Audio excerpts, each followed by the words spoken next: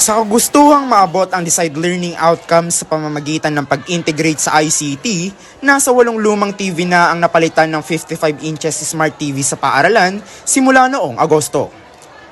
Sa pangunguna ni Punong Gurong Julian James Jr., target ng paaralang mai-upgrade ang lahat ng maliliit na TV sa mga silid-aralan. Prioridad na mabahagian ngayon ng 55 inches Smart TV ang mga newly created sections at ang mga iba pang classroom sa junior high school na naunang nabigyan noon ng mas maliliit na TV screens. Naging mas madali ang pag-pick up namin sa mga lesson and mas naririnig namin ng maayos. Binigyang diin ni James na dapat pagtuunang pansin ang instructional facilities sa loob ng mga silid-aralan upang mapaigting ang hangaring mapaganda ang kalidad ng pagtuturo ng kaguruhan. Adrian Albano para sa Balitang Haraya.